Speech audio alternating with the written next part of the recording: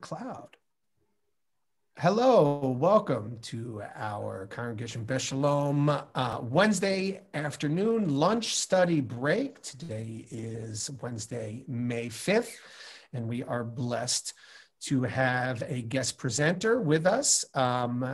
So our guest presenter, I think a lot of you at Beth Sholom and in San Francisco know Ephraim Margolin. Ephraim was born in Berlin, raised in Tel Aviv.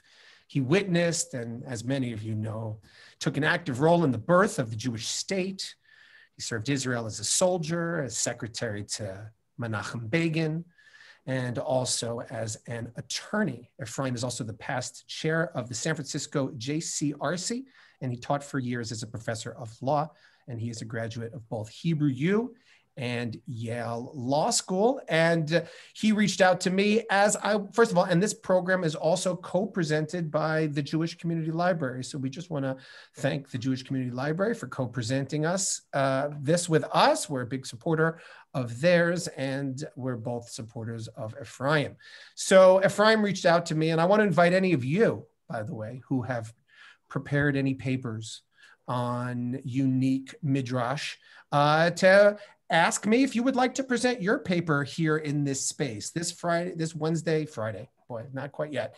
This Wednesday lunch space is an opportunity for us, as you know, if you've been coming regularly, to dig a little deeper into some topics, whether those topics are going on in the realm of religious development and change into the 21st century and throughout COVID, whether it's about deeper issues of halakha or theology. Next week, we're going to be joined by Sam Salkin, who is the executive director of the Sinai Memorial Chapel, and he published a recent book on Jewish perspectives on death and mourning, and he's going to join us next week to talk about planning for death and mourning and advanced planning. And talk about the significance of that. So we'd like to go a little deeper, and we're blessed to have Ephraim here. So he reached out to me, and you all are welcome to do the same, and said, I'm working on this paper in the midst of COVID, God bless Ephraim, on the legend of Choni the Circle Maker. And he is going to give us a little presentation about this legend, and he's going to ask us some questions about the nature of prayer. Are there limits on prayer? What is this idea of a character, this motif of a character falling asleep like a Rip Van Winkle character for 70 some odd years? And then finally, he'll address this question of what do we mean Chevruta or Mitutah? Can we learn something from that? So that what I'm going to do now is I'm going to spotlight Ephraim for everybody. And Ephraim, you can go right into your presentation. And when he's done, I'm going to engage Ephraim in some questions, and I'm going to invite you to do the same. Ephraim, can I cut you off, or should I just wait for you to finish? What do you prefer? I'll wait. When I'm finished. There we go. All right. All you, Ephraim. Take it away. This is a factually elastic telling of a first century legend of Choni the Circle Maker and its relevance today. Take notes for questions, because the legend metastasizes and comes up with different solutions in different places. So it's difficult to follow it, but if you take notes, I think everything will be fine. In the first century of the Common Era, severe drought devastated Eretz Israel. Nothing could be done about it. Nothing helped. There was no escape from the devastation. In dry, dying landscape, people were suffering and dying. In the fourth year of the drought, Jerusalem scholar named Choni publicly prayed for rain. This prayer and its aftermath are partly recorded in the Babylonian and Jerusalemite Talmud, which provide different endings to the legend. While docile Jerusalemites surrounded him, Choni drew a circle around himself, stood in the middle of the circle, and prayed.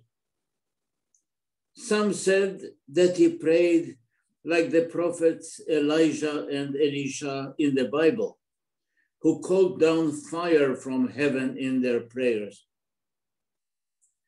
Choni prayed for rain.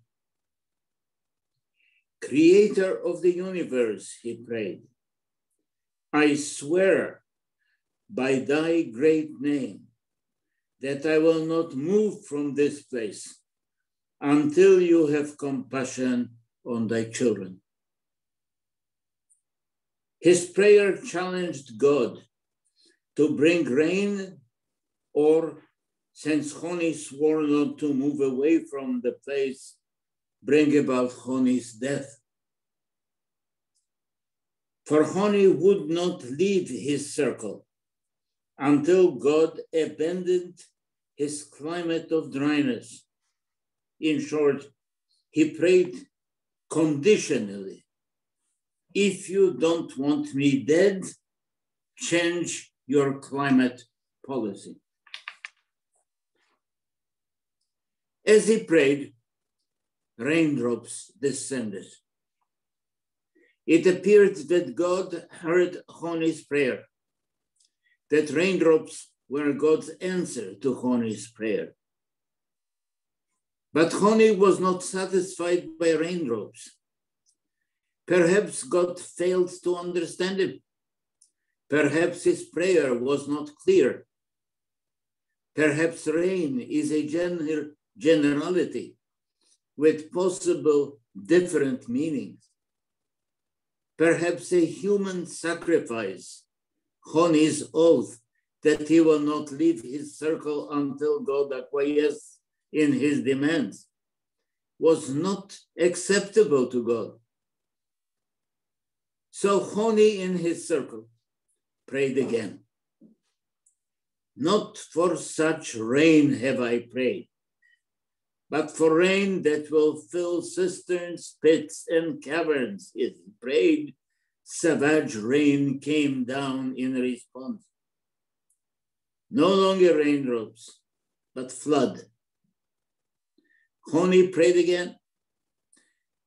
I am asking for a normal rain, neither drops nor flood.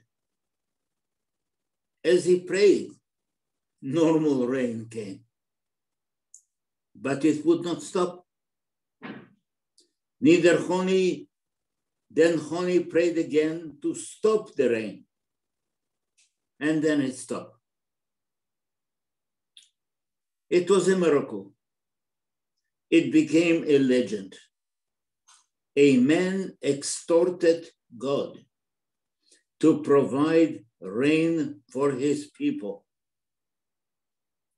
A human offered to end his own life if God refused to change his policy of dryness. But when the rain stopped, according to that legend, Choni fell asleep, and he slept for 70 years. He woke up to a different world, where he knew no one and no one knew him. He tried but could not connect with anyone. He told them, I am Choni, but no one believed him. No one would acknowledge him being Choni. He felt like a walking dead.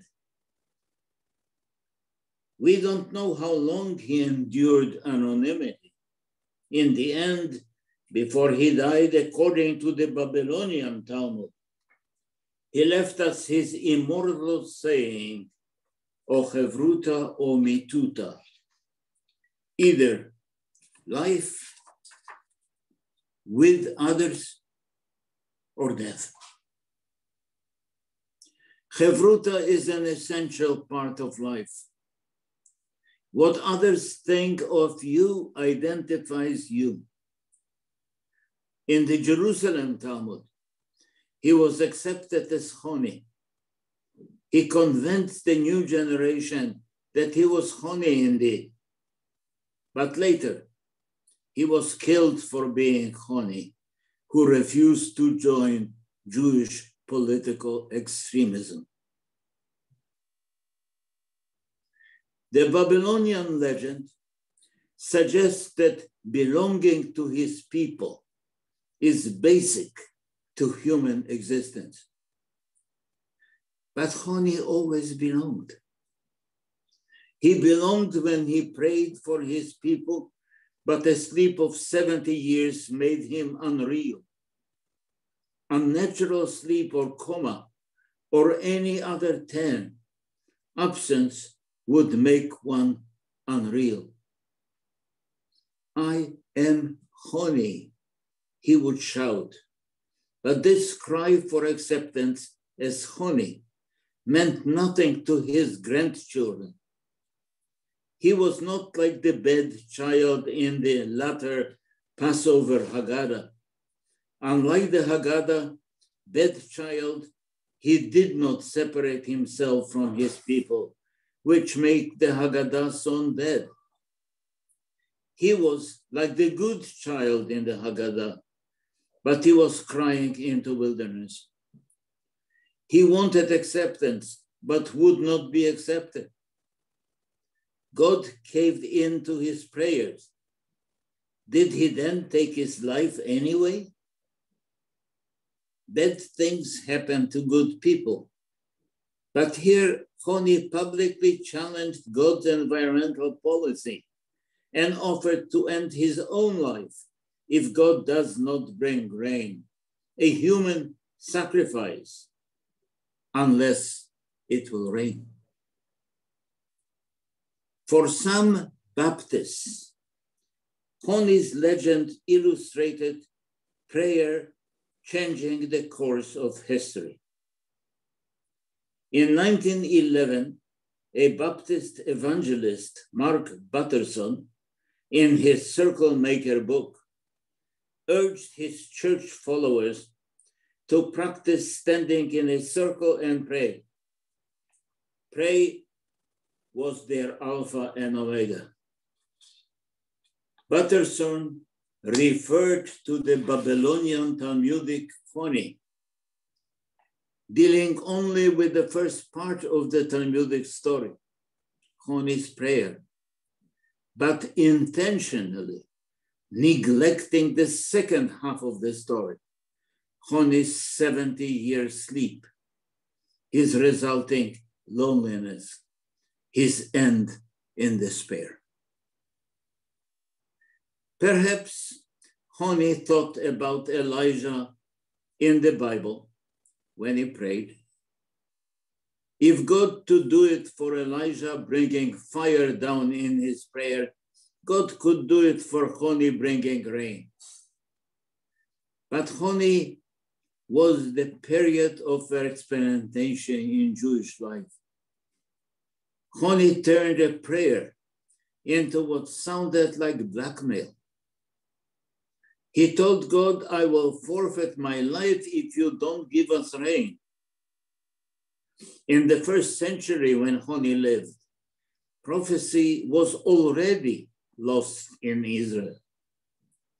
Choni saw himself as God's equal partner, instructing God, his partner, to desist hurting his people, to keep Choni alive.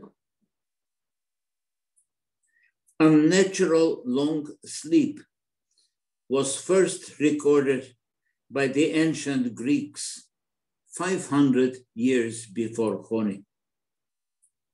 The pseudo-epigrapha, here if you have never seen this book before, pseudo-epigrapha, this is volume 2.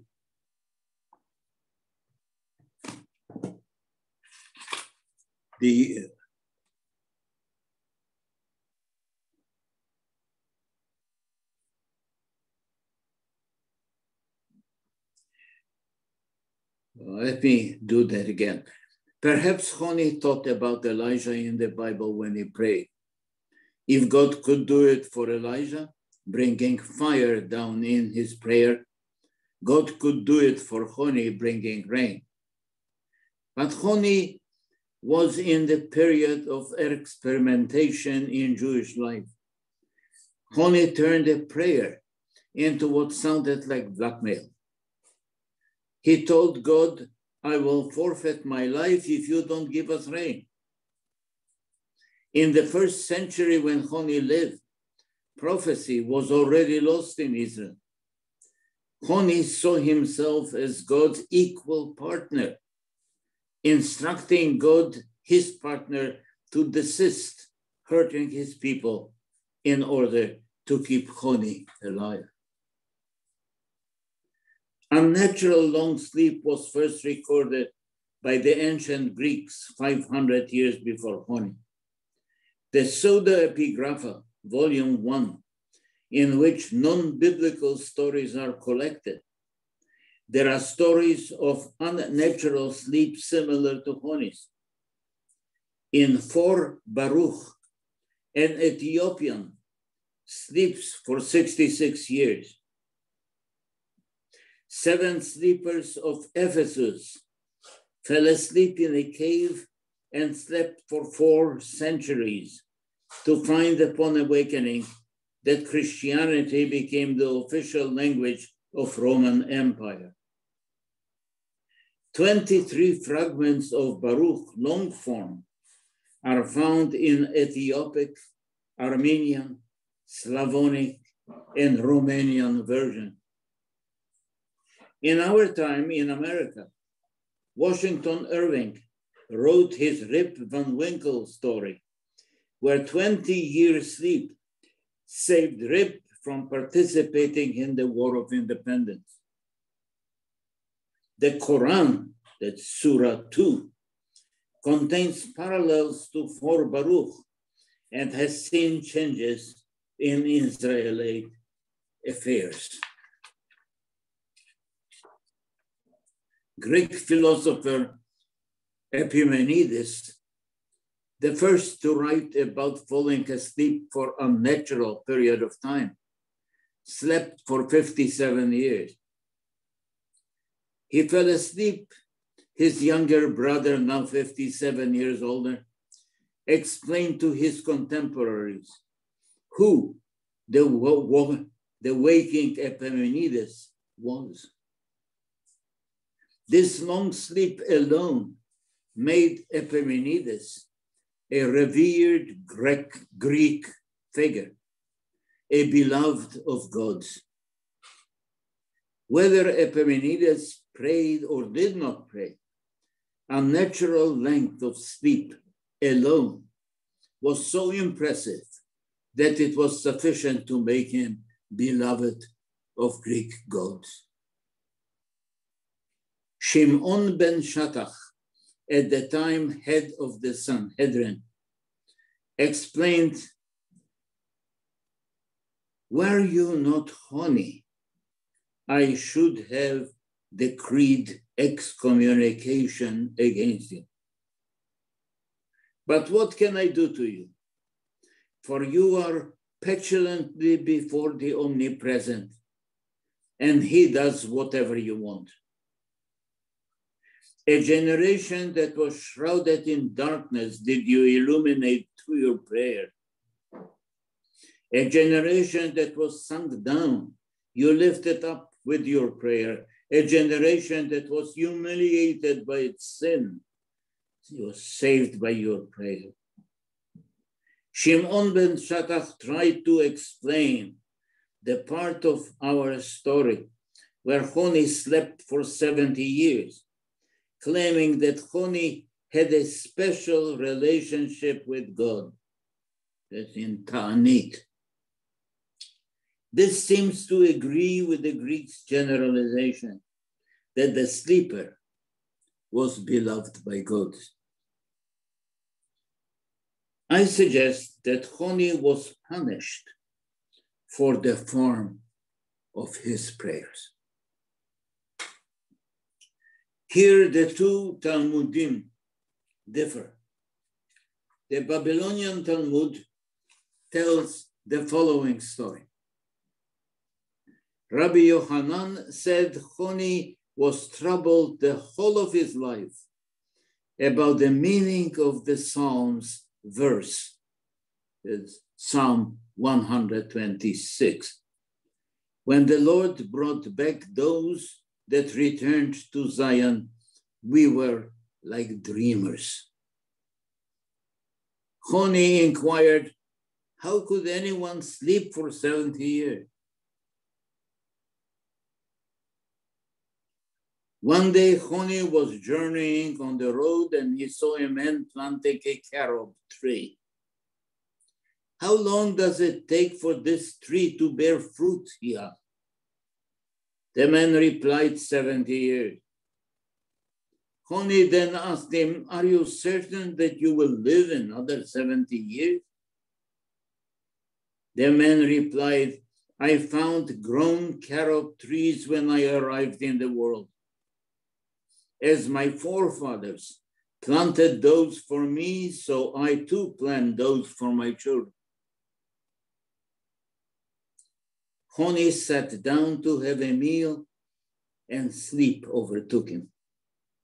As he slept, a rocky formation enclosed upon him, which hid him from sight, and he slept 70 years. When he awoke, he asked, are you the man who planted the tree? The man replied, I am his grandson. Thereupon Choni exclaimed, it is clear that I have slept for 70 years. He then caught sight of his ass, which had given birth to several generations of mules, and he returned home. There he inquired, is the son of Choni the Circle Maker still alive? The people answered him, his son is no more, but his grandson is still living. Thereupon he said to them, I am Choni the Circle Maker. But no one would believe him. He then returned to Beth Midrash, where he overheard the scholars say, the law is clear to us, like in the day of Choni the Circle Maker. For whenever he came to the Beth Midrash, he would settle for the scholars any difficulty they had. Whereupon he called out, I am he. But the scholars would not believe him, nor did they give him the honor due to him. This hurt him greatly, and he prayed for mercy, and he died. Rabbah said about Choni, either companionship or death, or Chevruta or Mitutah. This reminds me of biblical legends about the birth of Eve, for it is not good for Adam to live alone. In the Jerusalem Talmud, the carob story is missing. Instead, Choni slept in a cave for 70 years, then returned to the temple where he was able to prove his identity. Perhaps the Talmud written in Israel is easier on Choni than the Babylonian Talmud. Said Rabbi Yehuda ben Giria, this is Choni the Circle Maker. Near the time of the destruction of the temple, he went out to a mountain to his workers. Before he got there, it rained. He went into a cave. Once he sat down there, he fell asleep. He remained sound asleep for 70 years until the temple was destroyed and it was rebuilt, and he saw a world completely changed, an area that had been planted with vineyards now produced olives, and an area that had been planted with olives now produced grain. He asked the people of the district, "What do you hear in the world?" They said to him, "Don't you know what the news is?" He said to them, "No." They said to him, "Who are you?" He said to them, "I am Choni, the Circle Maker." They said to him, "We heard that when Choni would go into the temple courtyard, it would be illuminated. He went in and illuminated the place and recited the following verse of the scriptures. When the Lord restored the fortune of Zion, we were like those who dream." Unlike the Babylonian Talmud, Jerusalem Talmud does not describe Choni's death. The Babylonian Talmud, following an earlier Greek story by Epimenides, had Choni put into deep sleep or coma for 70 years and live. Only then he was killed for different reasons. According to Josephus in Antiquities of the Jews, Choni was stoned to death by followers of Hyrcanus around 63 BC during a fight over Jerusalem, the fight between Sadducees and Pharisees. Choni refused to pray for the demise of one party over the other. In Josephus, the emphasis is not on the praying John or the sleeping Choni. Now it is Choni the just. The Babel story of Choni is the only one story of long sleep with a sad ending. All other stories attributed to Yochanan have the sleeping character recognized and accepted by his community. As Epimenides or Ezra, who are portrayed in the Quran in a negative light and caused to sleep by God because they questioned God's ability to revive the dead.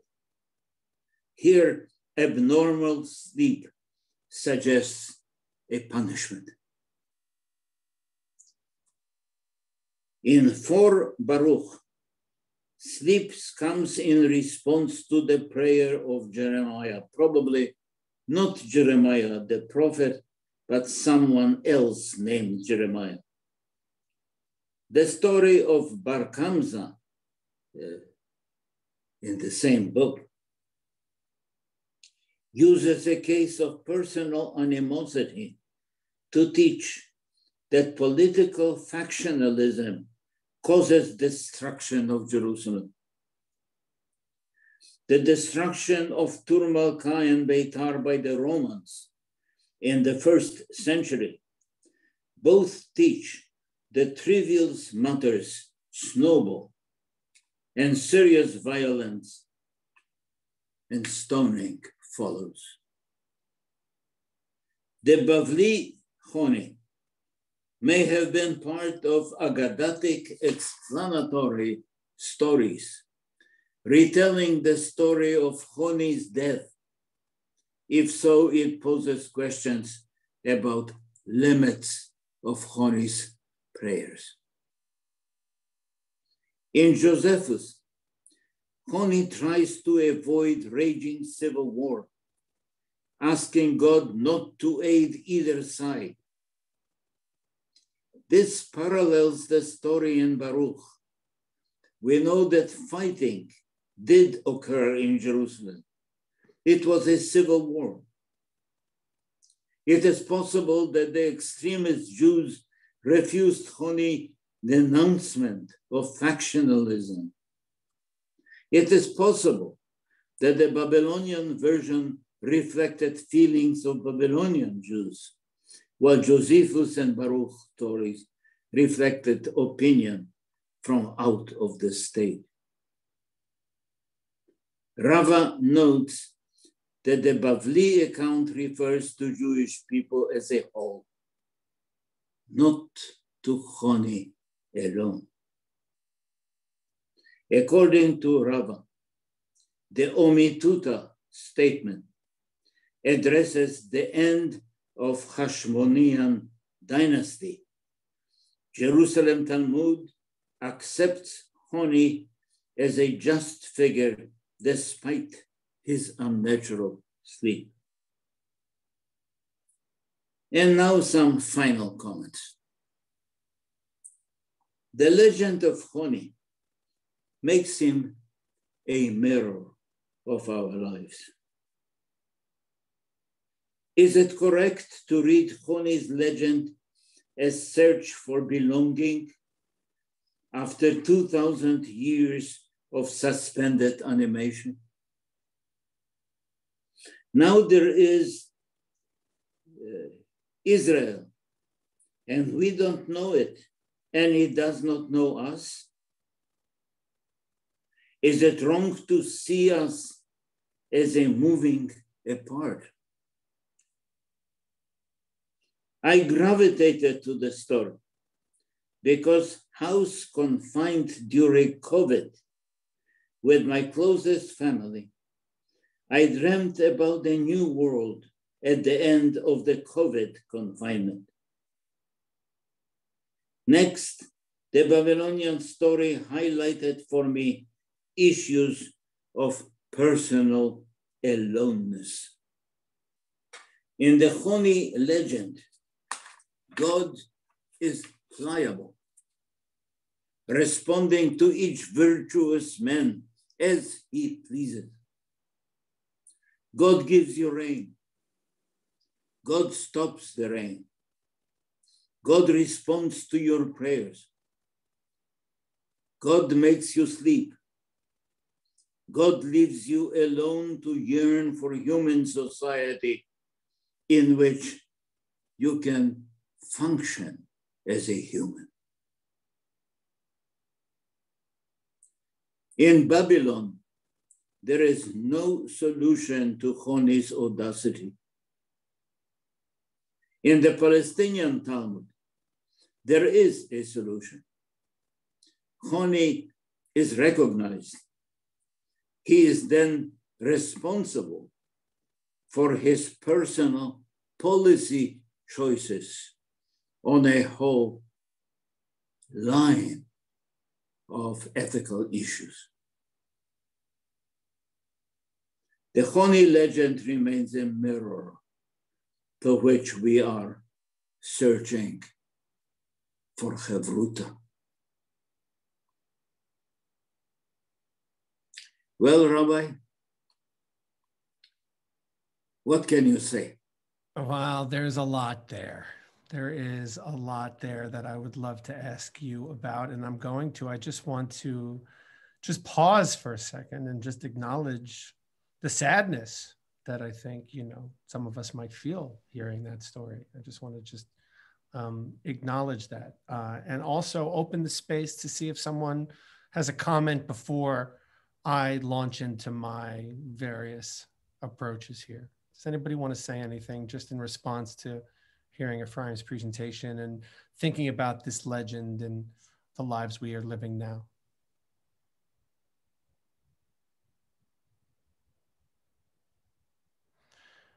All right. Well, let me start with you then, Ephraim.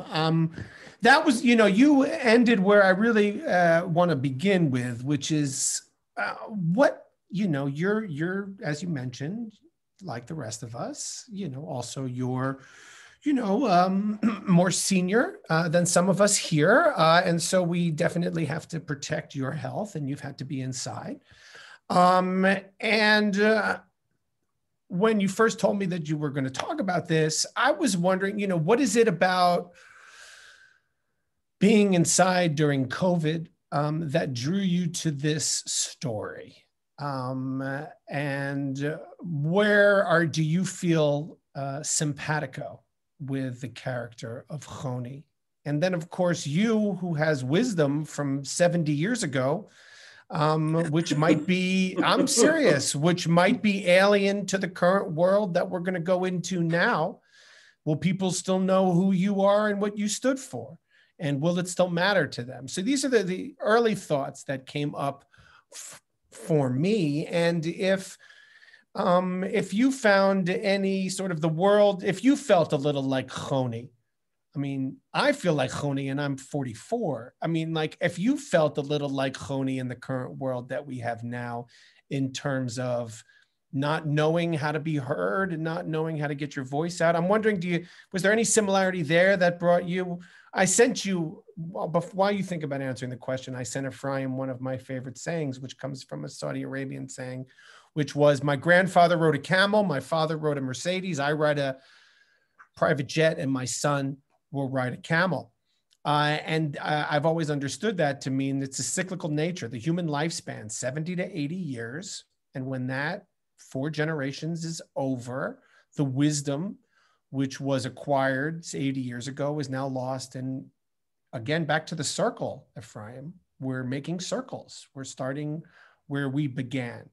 So I'm wondering if you are open to sharing a little bit of personally and some of your thoughts about the world that we are in now, and if we're losing some of the wisdom. Because I hear the story of Choni and I just see of lost wisdom, with the next generation having no frame of reference to be able to hear it or to respond to it. And hence this sort of attack on Choni when he wakes up from his sleep. Well, originally I became attracted to this story because it had several different endings. In my life, every story has one ending. But here you have the ending by people like Josephus, by the Quran, by a whole variety of nations that accepted this story and made it their own. And it's entirely different than the one which is found in Israel. It is the same story. It is told differently.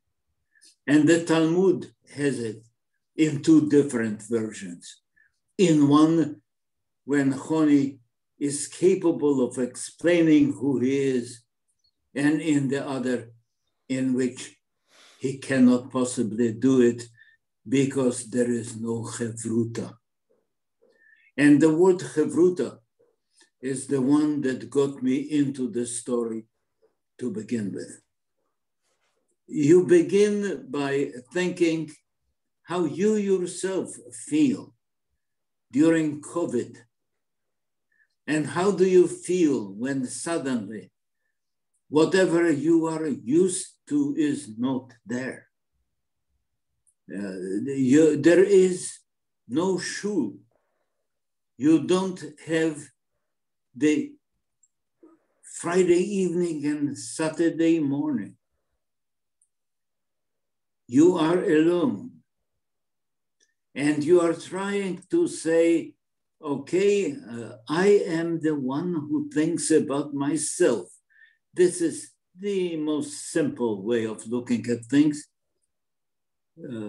All right, how do I feel in a world which seems to be different? How will this world be once the shul is back? Once everything we are used to is back?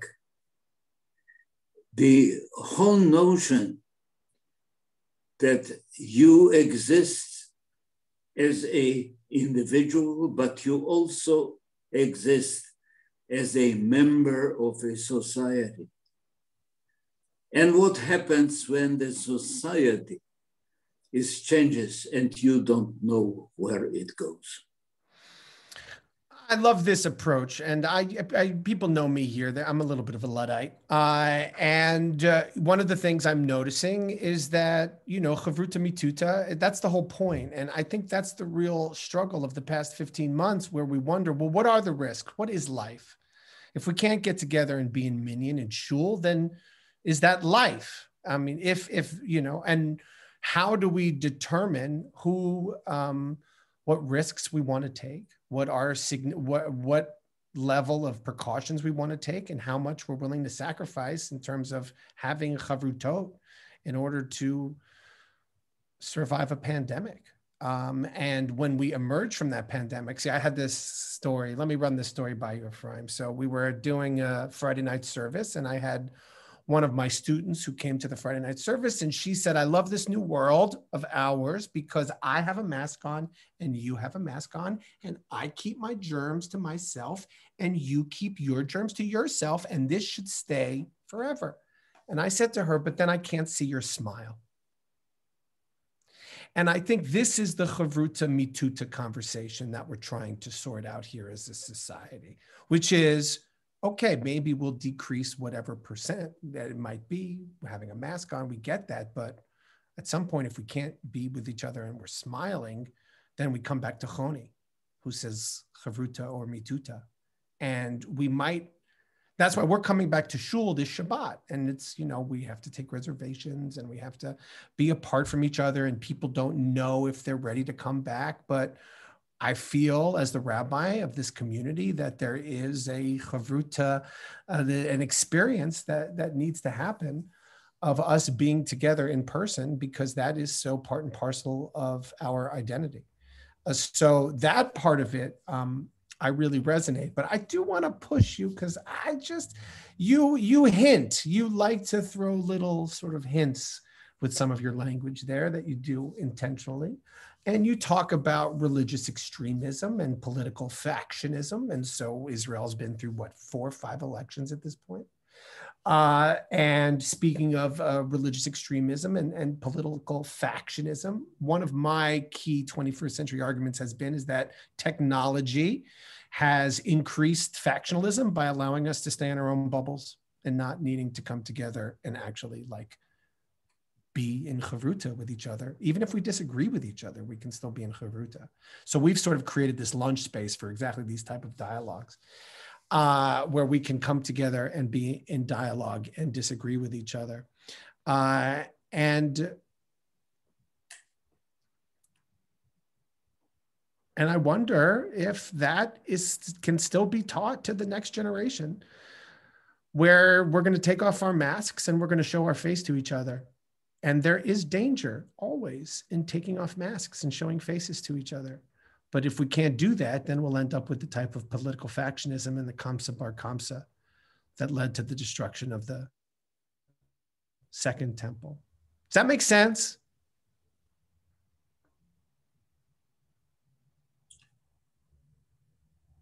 You follow that?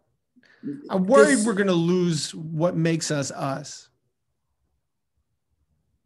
Look, we are talking about not a legend, but a whole series of similar legends, all coming under the name the Choni, the Circle Maker. And the way the Babylonian Talmud deals with it, there is the question of Choni going too far. That's right. He goes too far and he is punished for it. Like Icarus. Is there such a thing as going too far in a prayer? Yeah. I would say jumping off a cliff would be going too far. I mean, I hear these stories about Choni and I think of Jesus, the temptation of Jesus and him being challenged and all of that sort of stuff. And it's interesting, Ephraim, for the previous few weeks, coincidentally, by the way, you didn't even know this, but for the previous few weeks, we've been talking about Gershom Sholom's concept of messianism. and how there are two main thrusts that are a part of Jewish messianism. There's the side that says we have to take action. We can't just sit and wait for God to come. We have to take action and bring about tikkun olam, and we have to do something. We can take this into our own hands and bring about the coming of the Messiah, versus who are we to blackmail God? And there's these two streams of thought that we've been studying for the past few weeks throughout Gershom Sholom, and they really do come to a head in these two different stories that we have of Choni. But I see I have a couple of comments here that I want to go to now. So Jessica and then Ben. See, I told you you'd come, Jessica. I think Ben was first, though, so I want to give him his chance. Okay, Ben first then. Okay, thank you. Thank you, Ephraim. This is just a fascinating subject and a wonderful story that I really wasn't aware of before. So thank you for sharing it. I think, as I read it, if we want to look at Choni as being punished, right, for his actions, to me, the sin is not that he goes too far. To me, the sin begins and almost ends when he draws a circle around himself. That you see there the mirror of his punishment. That what he does is he separates himself from the rest of the people, and not only separates himself, but decides, it seems unilaterally, to speak for everybody else without being in communication with them. I alone can solve it, seems to be his position there.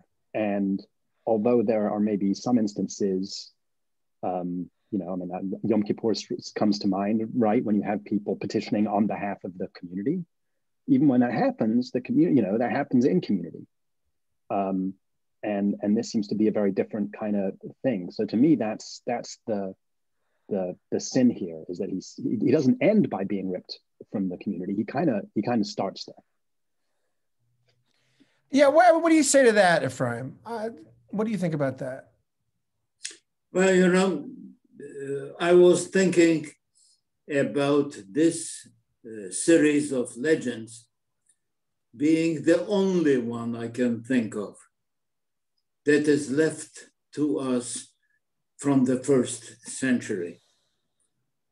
For that matter, there aren't that many written things that are still significant today, simply because they raise questions which do not pass quickly and which need some thinking to deal with.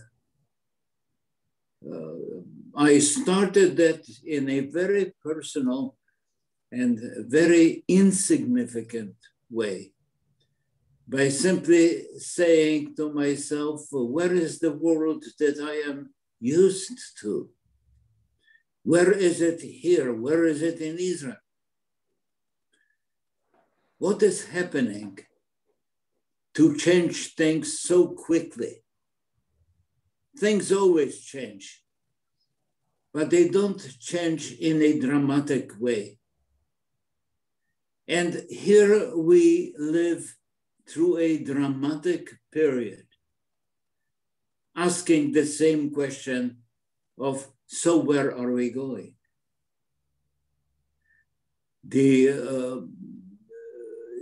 I started thinking an insignificant, just personal thought of, where are my friends? Where are the people I used to work with? Where are the people I used to live with? Where are they? What happened to them?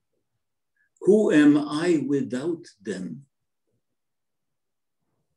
And then in looking at this legend again and again, the notion that we are not talking about a human being called Choni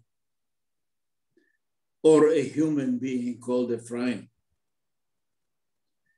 we are talking about a nation, that it is talking about the nation, even though we put it in personal terms. And what happens when the nation has a civil war, as we had 2,000 years ago? And what happens when in Israel there is a fifth election, perhaps, coming?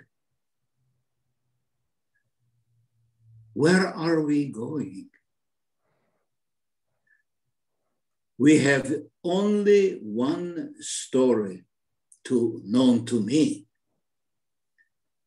in which this kind of questions come up. And this is the story of Choni the Circle Maker. So that's why when I called the rabbi, I told him, this is not the sort of thing I want to talk about during my usual Yom Kippur talk. It is on a different level. And it needs to be done the way we have done it right here. Not ex cathedra, not making that more than it is, but making it where we need to find out what Chevruta means. And Amen. remember, Amen. 1900 years ago, the Jerusalem Talmud avoided the issue. Yeah, that's Kamsa and Bar Kamsa. Jessica, you've been raising your hand.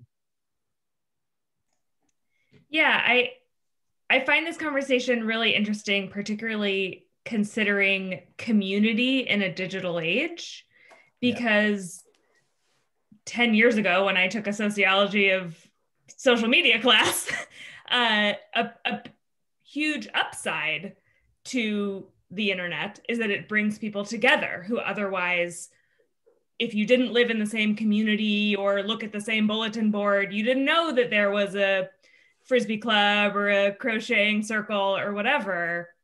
So there's, in a hopeful view, much more community to be had in today's day when we can connect across zip codes, time zones, etc. I think over the last 10 years, it's unfortunate that the incentives around the internet have shifted towards rage, which like puts us in our bubbles, and what gets you to stay on those platforms is more often anger than it is like hopeful joining of communities. But there are, I think, still merits in that, like, you know, in 2021, someone who has a niche interest or identity can find others like them and seek community on platforms like this, where they otherwise would just have had to shrink into whatever mold the community they lived in was willing to accept. Or crawl into their own circle. That's right. I think that's a good question, Jessica. So Ephraim, I guess with your wisdom here, can you share with us, can chavrutot, can community be created without physical presence? Without physical presence? Well, like this. They are very rare. The gobbledygook is that in our shul, there aren't enough people interested in metaphysics. I've noticed. This class is, by the way, you're targeted to the metaphysics class right here. Well, I find it interesting. Were people interested in metaphysics with Saul White? I mean, was that something that people were interested back then, or 70 years ago it was just the same? Just the same. When I was asked to do the first talk 53 years ago, Saul White asked me to do it because he gave us his own opinion about the West Bank and criticized Israel severely. And the result was that 1/3 of the congregation resigned. And this is not a way to deal with real serious issues. Amen. The only way to deal with it is maybe in a small way what we are doing right now. It is simply taking a almost 2,000-year-old legend and checking and finding out, why is this legend appear among the Muslims? Why does it appear about the Romanians? What is it about the question we are asking, which is so universal, that goes beyond Judaism itself? Yeah, can I try something here? So Tu B'Shvat is usually when we talk about Choni, right? And because of the story of the planting of the tree, right? That's in the religious school, we mentioned Choni, the circle maker. He planted the tree. Why are you planting the tree? Because 70 years ago, this tree was planted for me, and I'm going to pay it forward. And we really love that story. And I think in a lot of ways, that story goes to a Ecclesiastes or a Kohelet sense of the world, which is cyclical, which is a circle. To everything, there is a season. There's a time to be born. There's a time to die. There's a time to embrace, and there's a time to refrain from embracing, which is the line I've really been honing in on in this past year, because we've been through a time to refrain from embracing. And it's cyclical. And I've always felt that metaphysic is contrary to the progressivism, which sees the world going in this direction, improving over time and getting more just and more close to some ideal tikkun. Kohelet, Ecclesiastes, says just the opposite. No, there's nothing new under the sun. Everything goes in a circle. What goes around comes around. And we're not headed in this way, but we're headed in a circle. And it seems to me that the story of the tree at the end is the tell. Because the lesson is, this is what was done 70 years prior, and 70 years prior, and 70 years prior, and 70 years prior. And there's a mistrust of new knowledge for the sake of old knowledge. And I think we're experiencing a little bit of that now. That's my rabbinic drash. Does that make sense? You follow that? Yes, it does. Other thoughts? We're about out of time. Does anybody else want to comment? Howard, thank you for co-presenting Ephraim with us. Howard is here, obviously from the Jewish Community Library. If anybody's interested in the great programs that the Jewish Community Library is running, feel free to contact Howard or go to their website. What's the website, Howard? It's www.jewishcommunitylibrary.org. Thanks. You have any interesting talks coming up that you want to promote here? Tomorrow evening, an interesting program called Ashkenazi Herbalism about a couple that really tried to get into the traditions in Eastern Europe regarding using local plants medicinally, folk medicine, before it was supplanted by modern medicine. Very cool. All right. Thank you, Howard. Very much. Go right ahead. I think this is such a powerful metaphor, the idea of taking this, and what you talked about is suspended animation, and looking both at diaspora and of our recent history. This is a really powerful metaphor that I never really took from the story, so I'm really appreciative. Amen. Same here. Ellen. First of all, I want to thank you. I think there's a lot of meat here to think about Ephraim. And, you know, as a grandparent who lived in a world that my grandchildren can't conceive of, and as I look down at my life, 74 years of it, I have a ways to go to catch up with you, Ephraim. But I still, there is a lot that resonates with me about how the world changes and how it also seems to stay the same. That some of the same questions, you know, I grew up in the South, and I remember the civil rights actions in Woolworths, and I feel like here we are still trying to resolve those very same questions. So I think there's a great deal to think about in this story. Yeah. Amen. Amen. Thank you, Ellen. Anybody else have any? Yeah, Don, go right ahead. Yeah, quick question. Is there anything written about the faith of Choni when he goes in that circle and goes direct to God? I mean, and the faith that he will stay in that circle until he gets the rain. And I see a lot of faith there, and I just wondering where it's written or about that. Well, let me ask you, Don, is it too much faith? Is it too much faith? Not for me.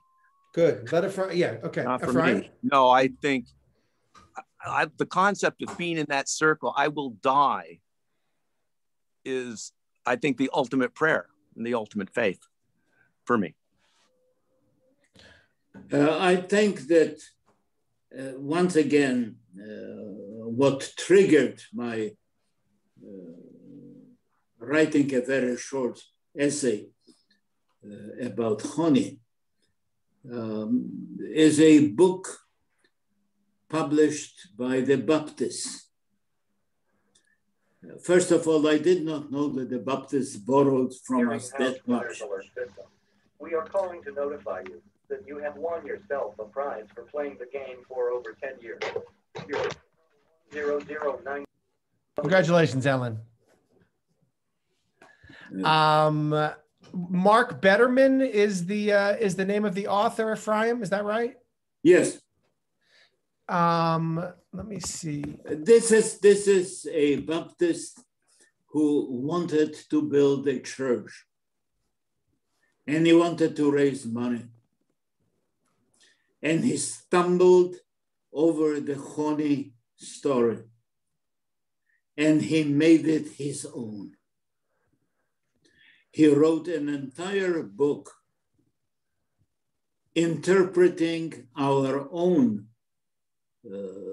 Old Testament in whichever way it helped.